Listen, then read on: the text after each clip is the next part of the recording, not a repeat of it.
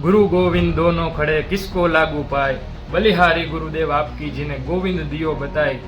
ભગવાનથી પણ ઊંચો દરજ્જો આપણે ગુરુને આપતા હોય છે, શિક્ષકોને આપતા હોય છે. ભવિષ્યની અંદર આ શિક્ષકો યાચક થઈને રોડ ઉપર યાચક થઈને ભીખ માગવા નીકળે તો કાંઈ નવાઈની વાત નથી. આગામી દિવસોની અંદર આપણે જોવાના છીએ. ગુજરાત સરકાર દ્વારા એક પરિપત્ર બહાર પાડવામાં આવ્યો છે, એની આ તમારી સાથે વાત કરવી છે. ગુજરાત સરકારનો એક પરિપત્ર બહાર પાડવામાં આવ્યો છે, જેનો સીધો સાદો હેતુ એવો છે કે આગામી દિવસોની અંદર જ્યારે 5 સપ્ટેમ્બરના રોજ જે શિક્ષક દિનની જે ઉજવણી કરવાની છે, ત્યારે 5 સપ્ટેમ્બરથી લઈને 1 અઠવાડિયા સુધી પ્રાથમિક શાળાના શિક્ષક હોય, માધ્યમિક શાળાના શિક્ષકો હોય કે ઉચ્ચતર માધ્યમિક શાળાના શિક્ષકો હોય, ચાહે ખાનગી સ્કૂલ હોય કે ચાહે સરકારી સ્કૂલ હોય, ચાહે કોલેજ હોય કે યુનિવર્સિટી હોય, તમામ શિક્ષણ જગતના ક્ષેત્રો જે ગુજરાતની અંદર છે એને ડિસ્ટ્રિક્ટ વાઇઝ બધાને એક લેટર મોકલવામાં આવ્યો છે, જિલ્લા વાઇઝ બધાને લેટર મોકલવામાં આવ્યા છે, જિલ્લા વાઇઝ પરિપત્ર મોકલવામાં આવ્યા છે. પરિપત્રમાં લખેલું છે કે અઠવાડિયા દરમિયાન તમારે શું કામગીરી કરવાની છે. 5 સપ્ટેમ્બરથી લઈને 1 અઠવાડિયા સુધી તમારે તમારા વિસ્તારના આસપાસના જેટલા પણ નાના મોટા ઔદ્યોગિક એકમો છે કે કારખાનાઓ છે, ફેક્ટરીઝ છે, અથવા તે જે પણ લોકો આર્થિક રીતે મદદ કરી શકે એવા લોકો છે, એની પાસે શિક્ષકોએ જવાનું છે. એમની પાસે 2 હાથ જોડી અપીલ કરવાની છે, અરજ કરવાની છે કે અમારા બાળકોના ભવિષ્ય માટે આપ અમને આર્થિક મદદ કરો. આ જે આર્થિક મદદ જે લોકો કરવાના છે, આર્થિક મદદ કહેતા કે પૈસા જે દેવાના છે, જે દાન કરવાના છે, પૈસા રૂપી દાન દેવાના છે બાળકોના ભવિષ્ય માટે, એ દાન અઠવાડિયે પૂરતું શિક્ષકોએ લેવાનું છે. સરકાર દ્વારા એક એકાઉન્ટ નંબર આપવામાં આવેલો છે. એ 5 દિવસ કે અઠવાડિયા પૂરું થાય એ અઠવાડિયાની અંદર તમારે બેંક એકાઉન્ટની અંદર એ પૈસા જમા કરાવી દેવાના છે. હવે વાત કરીએ ગુજરાતના શિક્ષણ બજેટની. જે ગુજરાતના શિક્ષણ વિભાગને જે 59,999 કરોડનું બજેટ ફાળવવામાં આવ્યું છે, હવે ક્યાંક આપણને અત્યારે વિચાર એવો આવે કે આ 60,000 કરોડનું જે બજેટ છે, કાં તો સરકારને વાપરતા નથી આવડતું, કાં વાપરતા આવડે છે પણ હજી ઘટે છે. ત્યારે શિક્ષકોને યાચક બનીને તમારે સમાજની અંદર મોકલવામાં આવે એ કેટલા અંશે યોગ્ય છે. કોઈ પણ દેશનો જો વિકાસ કરવો હોય તો એના પાયાનું જે મૂળિયું ગણી શકાય, જે પાયો ગણી શકાય, એ હંમેશા માટે યુવાનો હોય છે.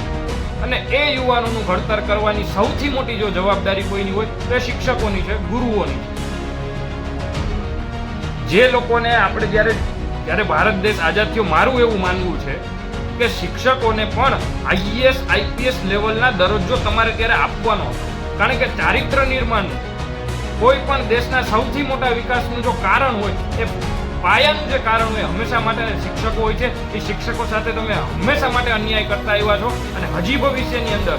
હવે આ તો સ્કેમ હોય એવું લાગે છે.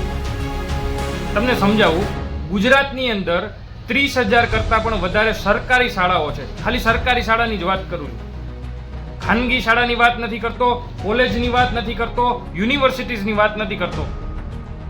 30,000 કરતાં પણ વધારે સરકારી શાળાઓની અંદરથી આ શિક્ષકો 1 અઠવાડિયા પૂરતા જાય અને ફંડ ફાળો ભેગો કરીને આવે. એક સરકારી શાળા અંદાજે 20,000 રૂપિયાનો જાણે કે ફાળો લઈને આવે છે. ગુજરાતની અંદર 30,000 સરકારી શાળા છે, એનો ચોખ્ખો હિસાબ છે 60 કરોડ રૂપિયા ભેગા થઈ જાય. ખાલી સરકારી શાળા, એક શાળા 20,000 રૂપિયા આપે તો પણ 60 કરોડ રૂપિયાનું ફંડ ભેગું કરી શકતું હોય તો સમગ્ર ગુજરાતની અંદર બધી જ શૈક્ષણિક સંસ્થાઓમાંથી જ્યારે આવો પૈસો ઉઘરાવવામાં આવશે, ફંડ ઉઘરાવવામાં આવશે, એ કેટલો રૂપિયો થશે. અંદાજે આ સ્કેમ 200 કરોડ આસપાસનો સ્કેમ હોય એવું લાગી રહ્યું છે.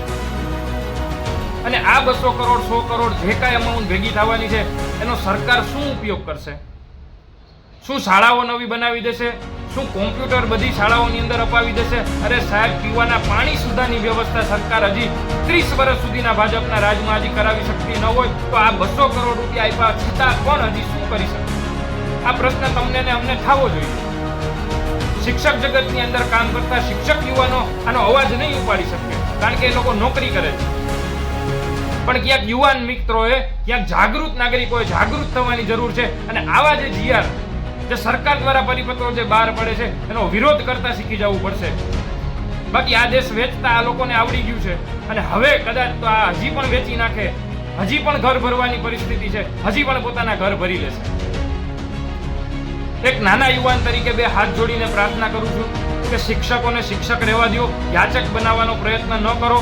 અને ગુજરાતની જનતાને હજી તમે કેટલું લૂંટશો, આવી કેટલી સ્કીમો બહાર પાડશો, કેટલા સ્કેમ બહાર પાડશો અને કેટલા અમારા ટેક્સના પૈસા તો તમે લૂંટી જાઓ છો, પણ હવે તો અમારા દાનના પૈસા, અમારા બાળકોના ભવિષ્યના પૈસા પણ હજી તમને લૂંટતા શરમ નથી આવતી.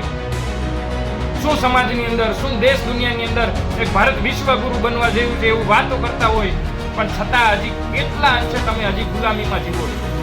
હવે જાગી જાઓ, હવે જાગવાની જરૂર છે. હવે સમાજને એક થઈને આવા જે ભ્રષ્ટાચારી જે નેતાઓ ઉપર બેઠા છે, જે લોકો આવા સ્કેમ બહાર પાડે છે, એના માટે વિરોધ કરવો પડશે, એના માટેની લડાઈ લડવી પડશે.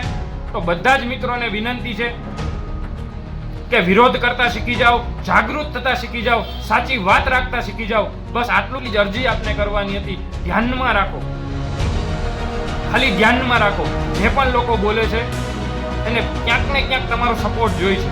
જેટલા પણ યુવાનો આજે તમારા માટે જ્યારે લડવા નીકળે છે ત્યારે તમારી પાસેથી એમની એટલી જ આશા હોય છે, ક્યાંક તમે થોડોક એનો સપોર્ટ કરો, ક્યાંક એનો અવાજ ઉપર સુધી પહોંચાડો. ક્યાંક કોઈક માણસનું કાંઈક રૂપિયા બચી જશે, ક્યાંક કોઈક માણસ સામે અન્યાય થતા બચી જશે, તો ક્યાંક આપણને લેખે રાખશે. જય હિન્દ, જય ભારત.